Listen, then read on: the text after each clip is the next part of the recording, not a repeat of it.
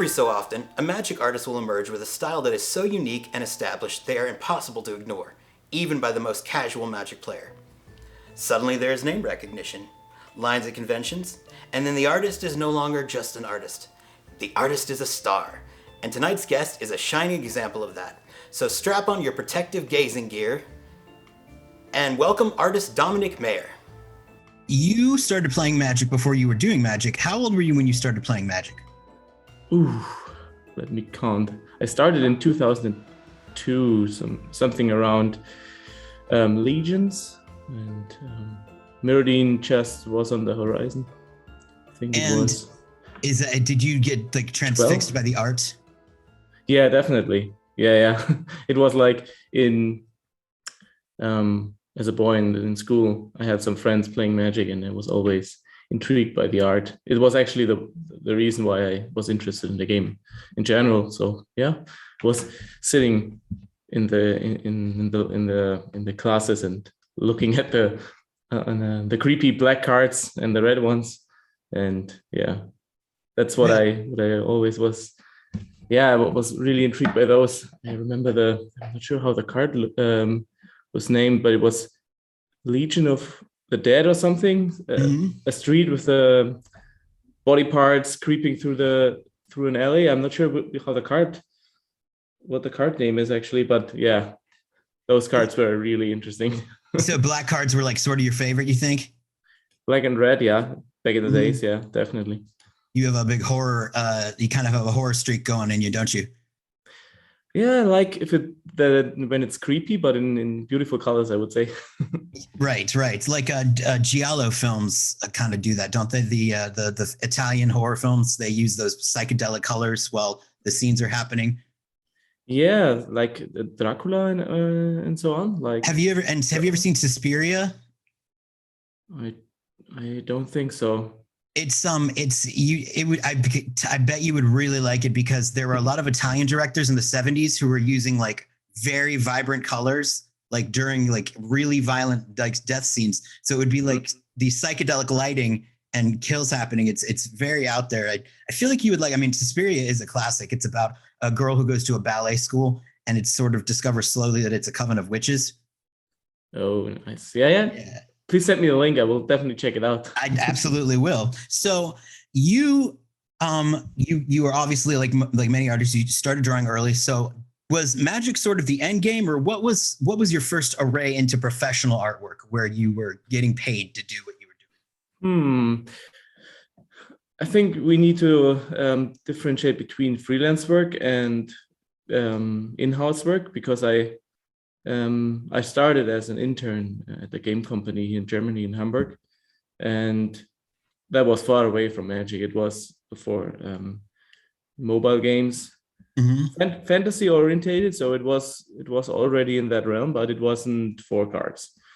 But my first freelance job, I would say, was actually about cards, making cards for a fantasy game. Yeah, it wasn't released, I think, because it somehow got cancelled, but yeah, it was about angels and elementals and high fantasy stuff, creatures. Yeah, it's really cool. Do you have a favorite creature that you would like, that you either would love to paint or have not painted yet? I would definitely say knights. Knights. Yeah. There's one piece you did called Ambush, and it's remarkable because it is so different from a majority of your work. I mean, yeah, it's got a lot of natural, like really natural lighting, and it's very detailed. And I wonder, like, I read in an interview that you said that you don't really believe that you have a style, that your style is like sort of always evolving, which I can understand that. But do you think that you have names for, like, say, periods of your artwork that you would like attribute to that? Like maybe. Yeah. Sorry. Yeah. I think that's very, that's something that's very accurate, I would say. Wasn't thinking about that, but I think you're right. It's the ambush thing was an in-between, I would say, because it was a time when I wasn't looking for jobs and I was just trying something. I was experimenting with photos and everything, and And I think that's a result of that period. And before that, I was doing a lot of speed paintings, which are highly stylized, fastly done, very rough. Then the ambush, more detailed approach, when I was thinking, how can I translate those highly dynamic speed paintings, the movement and everything, how can I translate this into something more rendered, more refined? And I think that was the time with ambush and yellow charge and so on. And after that, I think I discovered the combination of both, I would say, more detailed elements, but combined with graphical stuff, graphical shapes. And I think what made the speed paintings really strong was the flashy colors, the easy readable compositions and everything. And I think I tried to combine what I liked about both. And I would say that's the phase I'm in right now. Yeah, because I mean, as far as I'm concerned, your stuff is as immediately identifiable as someone like Wiley Beckert, you know, like where you just sort of like you're the type of artist where we already knew, like we knew it was a Dominik painting when we saw it. It's you just have a very, like, you have a look, which I don't think is a bad thing. I think it's just it's you just are sort of, there's some artists that sort of blend in, and then there's some that stand out, and yours is very much a standout kind of way of design. Now, but at the same time, do you ever like think, oh, I'd love to have a shot at doing something like really against type? And is that something that you would do as a personal piece, or is that something you would attempt to get for professional? I think I always like to paint something that fits to the brief. So if you check out my new Capena stuff with the Art Deco cards, I think these are already something that's really out of, or at least different from what I did before in the other sets like Crimson Vow and so on. And I think I always try to find something that fits and feels cool for the brief, for the set in the case of Magic.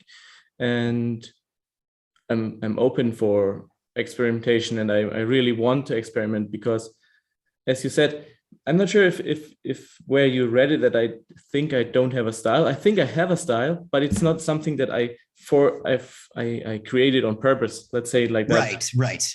Yeah. So it's more like something I didn't search for. It's more something that came to me while I'm doing things I like to do. Right. And I didn't think that, and by style, I did not, I wasn't implying that you were doing some sort of pre-planned, like, I'm going to make my art look like this, so it is identifiable. I just think some people have such a distinct way of doing artwork that they can't avoid being recognized. And I think that recognition is a style to me. Oh, right. Yeah, that's definitely right. Yeah.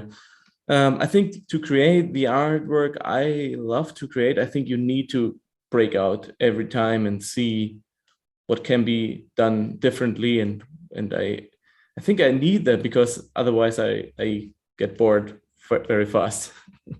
When you get a brief and for instance, like, let's say we look at a braid, there's so much going on in it, and there's so much that you can't really see unless you take a deeper look. Do you remember what the art brief said for that one? And because I'm curious of how much of your storyteller side comes into some of these pieces, because you do appear to have one. Yeah, I remember that very well, actually. Let's see. It was a very short one, to be honest. I think it just said, there's an eagle ripping off a mask of a vampire soldier, something. It should look not violent, but aggressive, let's say it like that. I think that's it, actually. And I did sketches with literally an eagle ripping off the mask, and I thought this is way too boring for me. I really want something that's I really want something a little bit more stylized, but I don't want to neglect the brief completely. So with the eagle and everything, so I thought, why not putting the action itself into the background? Yeah. And if someone wants to see it, it's there. But I want to focus on the ripping, on the mask itself, on the ugly feeling of shattering, and the stylized a little bit more, like in an old church painting or something. Yeah. Like something a little bit more. Yeah, it's coming off in stages almost. It's like, yeah, exactly. It's like there's layers being like ripped off. It's got a lot of you can tell that it's taking place over a span of time, I guess. Exactly. Or different personalities getting ripped out of him as well. Right. Yeah, you can see a lot of things in there. And I think that's something I also think for me, it's really important that you as a creator can put some thoughts in there, but you as a viewer can also, and it doesn't really need to be the same as my attentions. It's more like, what do you feel? I think that's the most important thing about my paintings is, for me, I want to create a feeling, and yeah, and that's it. Do you ever get people coming up to you giving you like reads on your stuff that just makes you go, wow, I never even thought that was a possibility, but I can see that being true? Yeah, I think so. I don't have an example right now, but I remember having those. Yeah. When you do, okay, so for instance, like the Tamiya's Completion, which is super haunting. I had heard that you were shocked when you had to get that assignment. You were yeah.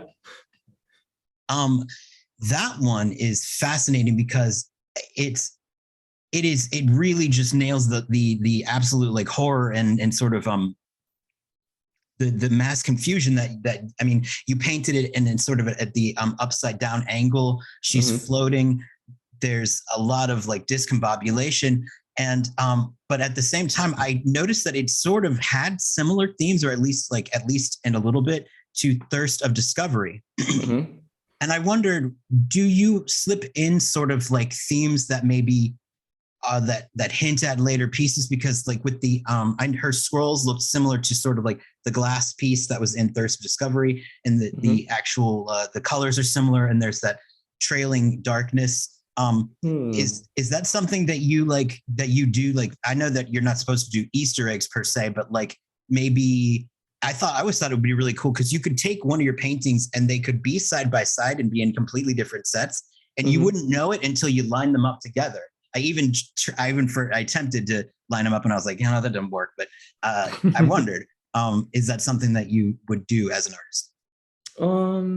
I think I haven't done it on purpose yet, but I know that I like different approaches for different briefs a lot, and I reuse them. I think maybe not on purpose, but automatically, because it's something that came to my mind right away, and I obviously I sent different ideas and sketches, and they could have also chose another one, like some completely different compositions and everything. So you do like markedly different like sketches for any of your pieces, like any given piece? Yeah, I always I'm not always doing it because of time, or when I think this idea is already really good and I want to do it. I usually try to do 3 to 5 different versions, completely different versions, like not just rotating the character a little bit, or raising the hand, or not raising the hand with a weapon. I really try to really paint a very different picture of the same brief, and like an abstract approach. Or like with a braid, I did the sketch with the literal ripping, the literal eagle ripping up away the mask of the vampire. I did that sketch, but I said I would prefer doing that one because I think it's a better approach. But maybe at some point, at some in some set or for some specific brief, it's better to have the more let's say classical look. It didn't happen yet, and I really appreciate that I have the freedom to do it. But yeah, I'm providing the classical option from time to time as well in case they need it. So right. Well, I mean, it's clear from looking at your work that you're not like it's not a matter of whether you can do it. It's that I mean, I looked at it, you can do it. I just think that you've obviously, I mean, you take joy in doing the versions or the styles that you choose, which I mean is really important. Though at the same time, I mean, has there ever been a particular piece, like either for Magic or any work that you've done, that was more difficult getting out than others, and you could still like it, but it was just a more challenging experience? Oh yeah, definitely. For Magic, it's actually very straightforward every time because I just like it so much. It's so fun, and I mean I'm so connected with the game as well since I played it all the time and I still play it, and I love to see all the artwork and the cards, and I'm sitting there in the spoiler seasons checking out all the cards. So this is really easy for me. But there are different projects which I really like from the theme of it, or maybe the briefing or whatever it is. And it's at the first sight, it seems to be very easy or in line of what I'm doing. But then from time to time, there's a brief that just isn't as smooth as, let's say, in others. So definitely that happens as well. When you do personal pieces, what inspires you to want to do a personal piece over, say, any other? Like, what makes a personal piece personal? I think the personal piece is different because I don't have a brief. That's obviously the main difference. But it really does something with the painting process as well, because I just start with no intentions oftentimes, and I just paint because I want to paint a red image, for example. I'm inspired by the color itself, and I thought, okay, this painting needs to be red, and maybe with a circle or whatever. And during the process, I discover myself what I want to do, and maybe I know it will be a night in front of a red background, like one of the most recent paintings of mine. That was the idea: red in the background, night in the foreground, and everything else is more like something I discover myself and during the process. And this is different from client work, because in client work I need to plan out everything a little bit more. I need to make sure the stuff the client wants to see there is there and it's readable, and maybe there's even a color that is important, like in the triumphs, for example, I did for New Capenna. There is something that needs to be there, and in my personal stuff there's no need for anything. I can just go wild, and I can also experiment with no fear that I can discard the whole painting. I can say, okay, this is something I don't need to finish because it doesn't work for the client. I need to either make it work or start new and try something that works. So with like a piece like Butterflies, like you start out with no agenda. Now it's fascinating, and I have my thoughts of what it could mean, but by the end of it, do you have an interpretation, or is it just free flowing? Sometimes there are interpretations, sometimes there's just a feeling. With Butterflies, you mean the one with it's sort of like geometrically squared off guy there, and there's sort of a beachscape. Oh yeah. I think for that one, I just wanted this feeling of a misty coast feeling. So the coast itself was important for me. So and the guy standing there, it doesn't really have a meaning for myself. It was more like playing around with a more modern piece of clothing, like the hat, for example, or and the gun he's holding and everything. And then I during the painting, that was the first thing I was about to do: gun, hat, and something that's on a beach. And afterwards, when I was in the process, I thought, man, maybe a square, just put it there, right over the character, and I just like to break the rules there, and then just paint something in that doesn't make sense and break the whole thing up to make it interesting, see if it works. And these 30-minute speed paintings, or 30, 30 minute or 30, I was like 30 minute, I think you said. I was like, it can't be 30 seconds, but that would be impressive. But 30-minute speed paintings, you seem very keen on those. Are those as important now as they were, when you started out, or are those exercises that are just fundamental for you as an artist to do to get yourself into the zone? They are still important, but I actually don't do them that much at the moment, even if I would like to. But it's more like a habit I cultivated in 2016 to 2019, that time frame. And I think it's really important for me personally, because it brought me where I am right now, like the fast approach of painting, the rough and the way of the brushstrokes and the colors, the boldness, everything that really shaped what I'm doing right now. And I think it could be, or it is definitely would be important or helpful if I do it right now as well. But at the moment I actually don't have the time simply, but I would like to do it. Even if it's just a half an hour, it's sometimes hard to fit it in.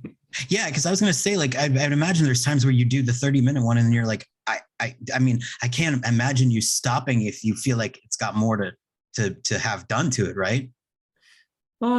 I do stop it at 30 minutes. Wow.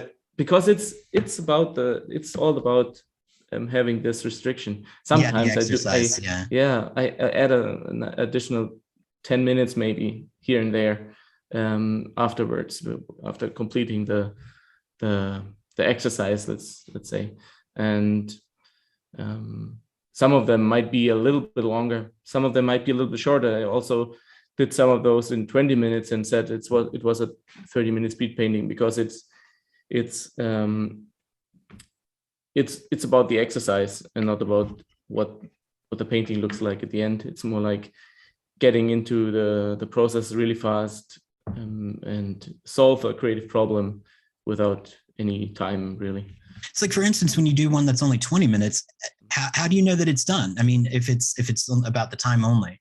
How do I know? I think I feel that I wouldn't change the painting much in 10 additional minutes. I obviously could add this and this, but I think it wouldn't change that much, and maybe even destroy the energy or something. Yeah. What's the shortest one you've ever done then? Shortest one. I think I when I sometimes recorded those, I checked out the time, and when I was in a fairly good state, and I think it was about 5 to 10 minutes. Oh, that's nuts. Yep, but it's just maybe a strong color and a strong silhouette or something that sits there and already reads, and it's not as far as a 30-minute one. You would see it, but it actually already works. Like, you sit there and think, if it works, it works. Just adding details for 20 minutes now. Right. And you're right. You can do that. You can, if you take something and it's already good, and then you start to overcomplicate it, it can damage it. Definitely, yeah. Did you enjoy doing Emrakul for the Secret Lair? I'd imagine that I did. And one of the things that I found really funny was that when you got Morag, Fury of Achim, you were kind of like bummed because you're not a big fan of Minotaurs. Yeah, true. Which neither am I, because they're just kind of like, I don't know. Yeah. I don't know what it is about Minotaurs. Exactly. I don't know as well. Yeah, what is it about them? It's just like, they're just, I mean, it's I mean, maybe I need to figure out what's wrong with me. I'm being prejudiced against the Minotaurs, but uh, through the process, though, you found yourself really enjoying it. Yes, I did. Yeah. Now, what made that? When did you realize that you were starting to enjoy? And when did you go from being like, oh man, to okay? I think it was the point during the process when I stopped focusing on the Minotaur and focused on the pure rage and how to convey that feeling of that rage. And I think you could change the creature in that piece to whatever you like, and it would still work. Mm-hmm. And I think I haven't asked me this question until now, but I think that's the answer. Yeah. And I think I liked Minotaurs more after this painting. right, because you kind of get into you sort of got to slip into the headspace of this like rage-filled creature, and now you're kind of bonded with it.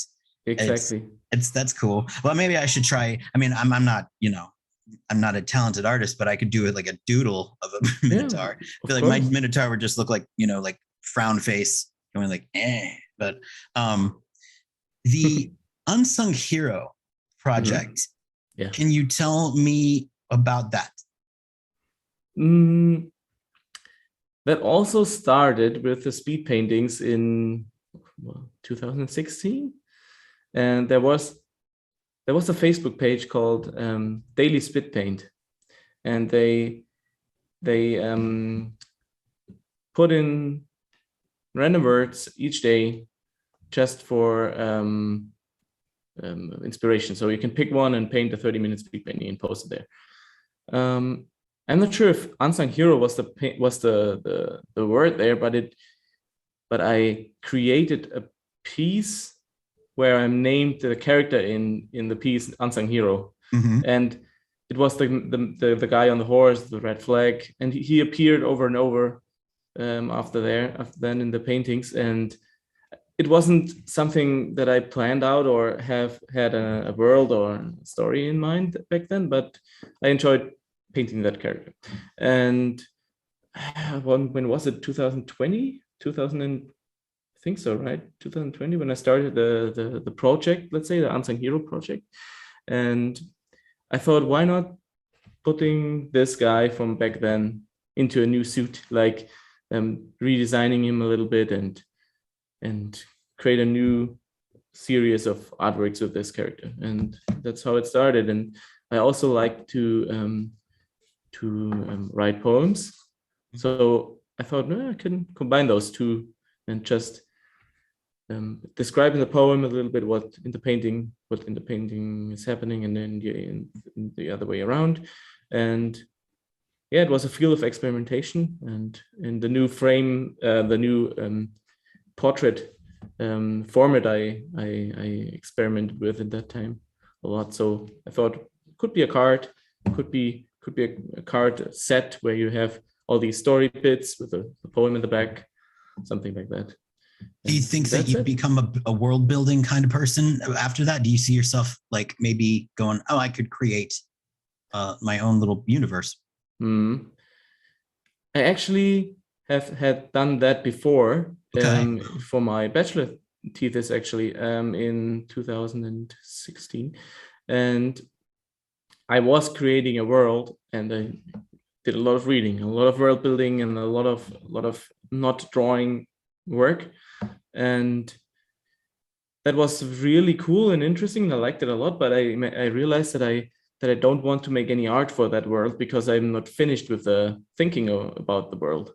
And I wanted to do a world, but I wanted a world building project with Unsung Hero, but I didn't want to do it the same way. I wanted to do a world that evolves by painting. And I thought it could be a cool idea to discover that world with that character together and with the community together, because I decided that I don't want to know myself where it's going, where the story goes and what happens next. So I just put in those 3 options every time, and the community could vote which where the knight is going next. Oh, okay. And so then that way, that sort of takes away the sort of like being forced or, cornered into doing it a certain way that you don't feel is productive for you. Yeah, and keeping it fresh for me as well and interesting, and don't create this scene, this thing again that I don't want to draw something out of this world because I don't know how it's working and how everything is set up. So I'm really free in setting up new creatures or new environments or whatever. Even the knight itself, it looks very different in each painting, and it doesn't need to be in line with what he looked before. It's just something completely free. Everything is possible and allowed. That's the spirit of those. When did you get the assignments to do Zendikar and Theros' trailers? I've actually spoken to a couple of other magic artists / Access Studio people, and and I'm curious to know, like, when did you get boarded on to do that? You did stuff like Ashiok Smoke, which is really cool, and some of the destruction in the Zendikar trailer of like the rocks and whatnot. How'd you get that gig? It wasn't connected with my magic work because it was before, actually. Really? Yeah. But I worked with Access for several years already, and I think it was just one of the next projects they had in mind and in line, and I was doing FX concept art for them for several projects, and yeah, that was one of them. And I was really hyped about it because it was something with magic, and I haven't done magic art back then yet. So I thought, yeah, this is the first step into the right direction. Even if it's not the card. Is that how you got magic? How you got your first magic assignment? Were you discovered through that? I don't think so, because there's not really something I have to show. It's that the concept art itself wasn't released itself. I just put in those screenshots in ArtStation. Right. But I thought maybe word got around because there is like a lot of people that work together that people would be like, well, I've seen his artwork. You should check it out. And then maybe they checked it out that way. It's possible, but if that's the case, I am not aware of it. You don't know how? Do you think it was ArtStation? Maybe.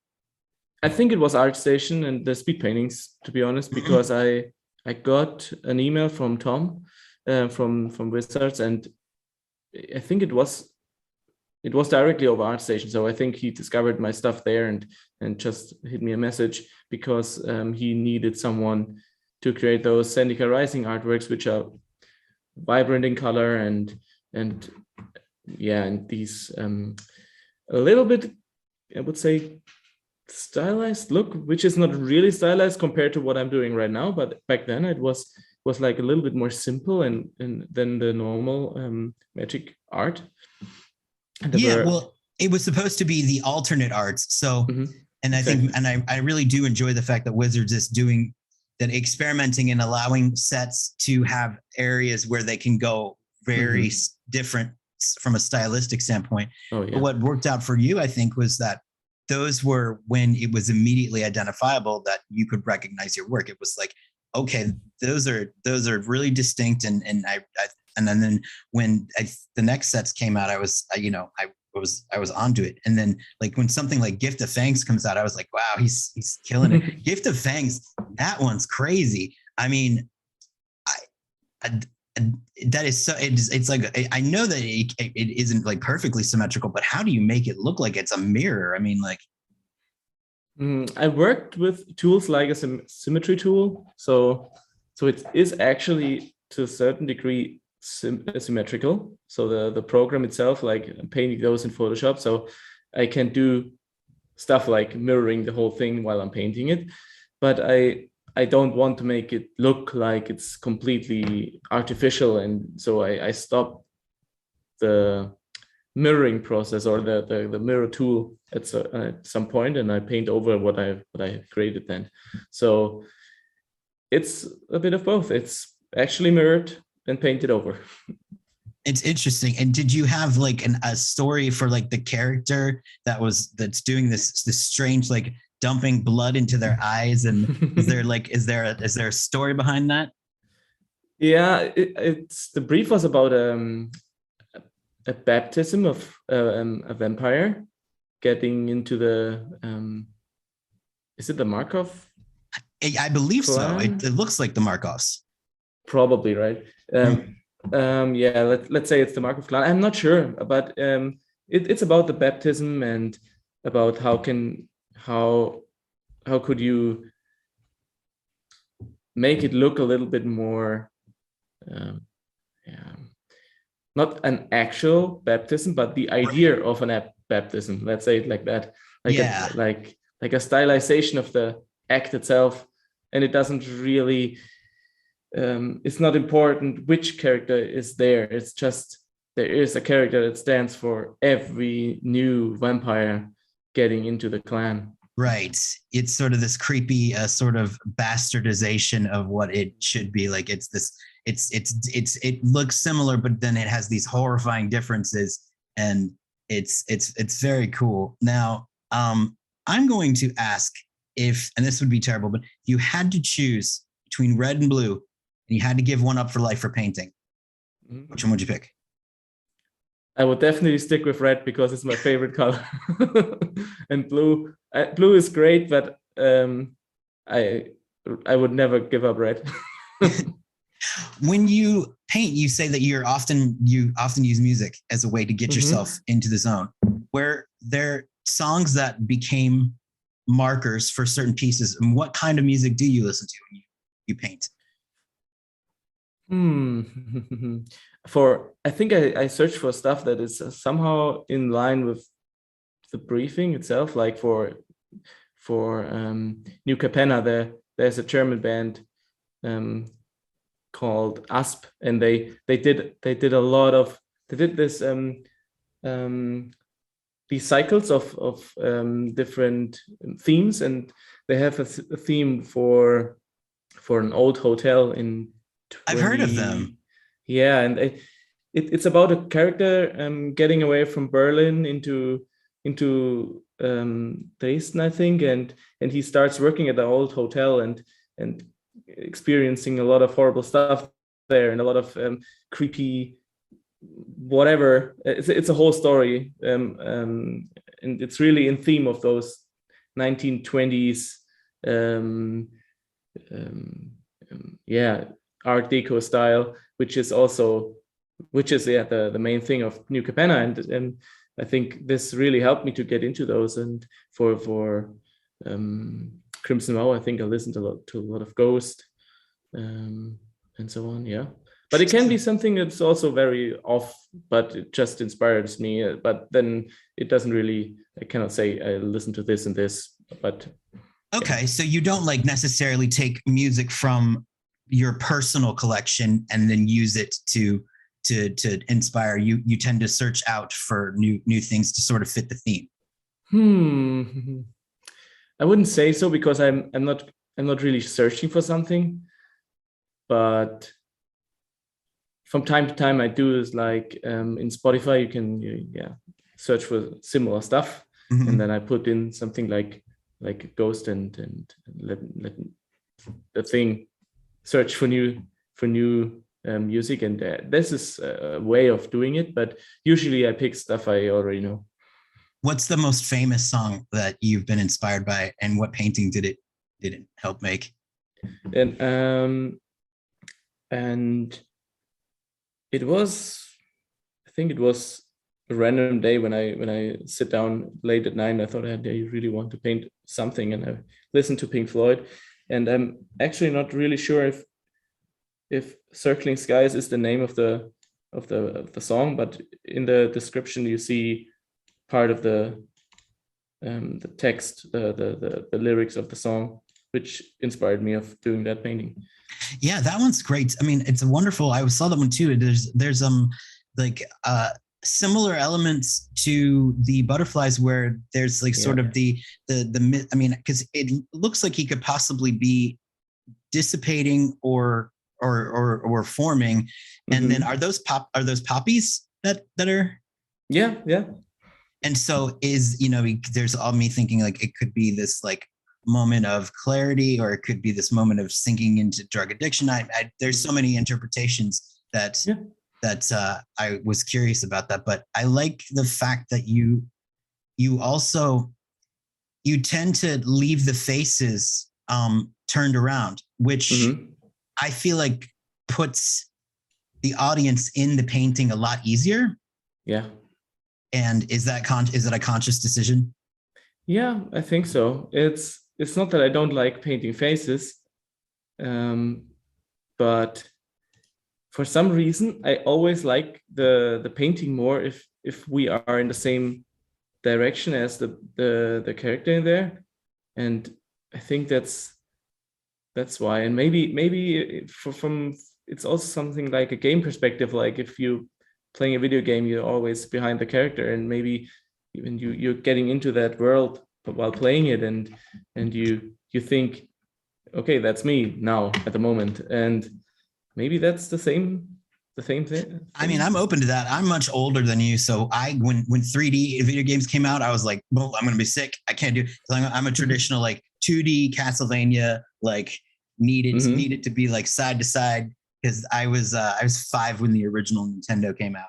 So so I couldn't handle the 3D. It was tragic, really. But what would be if you could, and let's say money was not an object, you had an infinite amount, you could buy any painting, or any paintings, like a few of them by any artists, which would they be? I think it would be something from Gustav Klimt. Oh yeah, right. That would be nice. I think because I just love the way he is stylizing things and all these small patterns and gold elements and everything. It's just something I really like at the moment. So I would probably pick that one. Maybe the kiss. Right. Wow. That would be, can you imagine like walking in and being like, yeah, there's the kiss, just sitting there. Be like, wow. Yeah, be like, you're me impressing somebody. I won't keep you for much longer, but I will ask you, what are you working on right now that you are allowed to talk about? And is there anything that you would like to plug like that? I do a lot of magic work, so there's a lot to come. I think how many pieces do you think you're working on currently? At the moment, there are, I think, 7 which are not finished yet. So I think we are heading fast to the 100 card mark. Jeez, crow! Wow, are you serious? So it should be 100 this year, I guess. Are you serious? Wow, that's nuts! Because you just was Zendikar Rising, right? Was the exactly, yeah. Wow. Yeah, it did a lot of work. How many are unreleased then right now? Then for Capena? Because I know that are you saying you're working on 7 for in the infinite future, or I'd imagine there's sets that are coming out that have your work in it that are unreleased. There are a lot of sets which are already finished, and the paintings are done, and I think there are more than 50 cards already finished. Wow. But I'm not really counting those at the moment, so I'm not sure how many are really finished, but there are a lot, and the cards I'm working on right now are for, I think, 2024 something. That's great. Yeah, so these always 1 year of, that's doing the art and release. That's really significant, though. I mean, like 100 cards in, what was it? It's been like, time has lost all meaning thanks to COVID, but I think it's 2018 when I which did is the cards. Yeah, exactly. But that's still that's incredible. It's quite a lot, yeah. I mean, wow. And so you do magic. Are you doing anything else that is any personal work or anything like that, or are you just like you're magic zoning it? I do a lot of other stuff as well, which I unfortunately cannot talk about because Okay. it's video games and a movie. I worked a lot in last A year. movie? Yeah, it's like I did concept art for FX concept Cool. art for some animation movie. Is it As going well to be out as in a couple of years, or what do you think? I'm not sure. It was 1.5 years ago already, so I think it should be out this year maybe. Let's Yeah, see. yeah. I'm not sure of the timeline, but there are video games, there are other board games, which are currently under NDA still, but um, there's there's a lot of other fantasy art stuff I'm doing besides of Magic. And is it any of it from inspired directly by you? Now, okay, I might be prying, but is the this isn't? I don't think this is a movie. This is a game, right? The Thresh Unbound: A Night at the Inn. Oh, this was an art direction shop I did for Riot Games, League of Legends. Okay, so you did art direction for that. Yeah, exactly. Wow, because you got yourself an IMDb page. I like looked it up. Really? Yeah, yeah, you All are. right. Yeah, Need to you check are. it out. Yeah, you're officially listed because if you're in any sort of project that is qualifies under it, then you got one. And I think you're actually the top Dominik Mayer when you do the search. But yeah, Oh, it's nice. you got yourself an IMDb page, which means I'm going to be Perfect. watching it like a hawk for when they release the movie, because then that'll be up there. And because I believe they put concept art. Probably, right? I would Yeah, think I so. need to check it out. Yeah. Yeah, right. Who knew? You got an IMDb page. And I forgot to ask this, but this probably will be the last question. But I was curious No worries. about was that in the promo art that was done for Kamigawa, you portrayed the Wanderer, and then at the same time there was part of that was done by you, and then part of it was done by Brian Sola, and which now how does that happen? Because I mean, how do you like correlate that, or how does that get assigned, and how do you work with one another when you got like a sort of a stranger assignment like that? We didn't really work together. It's like I did the painting and I already also did a background for that one, but it was decided further in the process when the painting was already done that they need another background for that, and they I think they had this background for a different reason, not for this assignment done by Brian, and I think they combined those two assignments. It's pretty significant that you've gotten cover art for two. I mean, at least two sets, because you did one for Kaldheim too. Like the set boosters were you, right? Exactly. Yeah. That must have been really exciting when you went to the store. That's really cool. Were you like trying to not to say anything? You're just like, I paid that. I mean, do you do that, or is that gauche? From time to time, it's fun to stand in the comic store and okay, this booster pack has my illustration on it, because it's already there are some more on the horizon which got the booster pack illustration. Really? Oh wow, man, you're just like you're just knocking it out of the park. I would totally be like, I'll take one of those and one of those. And by the way, I did the artwork on that. No, I don't do that. No, I know that's why you're cool and I'm not, you see. The final question will be, because I am just curious about the actual like story behind it, but a better offer is better offer. Yeah. That one is mysterious. What's happening? I mean, is it as ominous as I feel like it is? I'm not sure. What do you think it is? What do you think happens? I'm not sure if I know it's a moon person. I don't think it's Tamio, but it could be Tamio. Because I know she has like rat sort of like children and whatnot. I feel like she's giving them maybe possibly a sort of Phyrexianized, like maybe a weapon, but that would be my first take. I'm not sure, but if I've got a Phyrexian vibe from it. What was the brief? Was it vague too? The brief was about bribing those rats with something really valuable, like this sword. Mm-hmm. And it's actually not Tamio. It's like it's just a moonfolk advisor or something. But I made it on purpose that you can think it could be Tamio. Like it's Okay. a little bit. It's different if you compare them. You know, okay, it's not the shapes from Tamio, but it looks a little bit like her. And And now that she's sorry, go ahead. No, you go. It's not about phyrexianization, I think.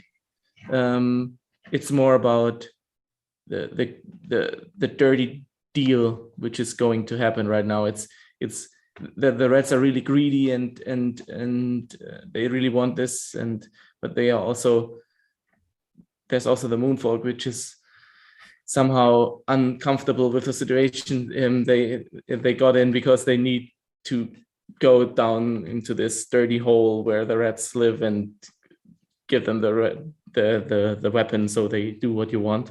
Right. This feeling, that's the whole vibe. And the moonfolk, I mean, there something's up with them anyway. Like something's going on. I mean, I'm not sure. They're very secretive. Very secretive. Mm-hmm. And I don't trust people who keep secrets because they're no fun and they hurt. I don't think the rats have secrets, but you shouldn't trust them as well. No, I don't trust rats because, of the whole like rabies and disease, but, and plus, they'll eat my cheese and I need my cheese. So probably a good idea. Gotta have my cheese. Well, that is all I'm going to ask from you today. So I appreciate you again for taking the time to talk to me. Yeah, it was fine. It was really cool. Thanks, man. What did you all think about the interview? Did you like it?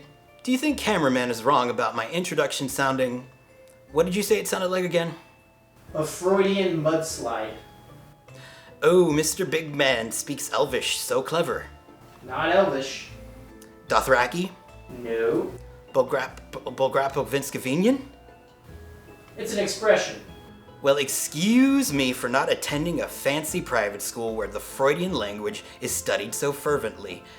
Everyone speaks English on Innistrad, and that's all we're going to say about that.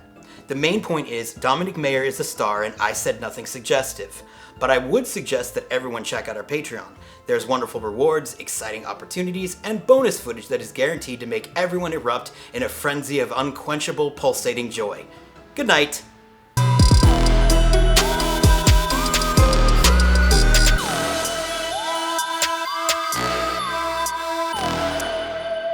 Bye-bye.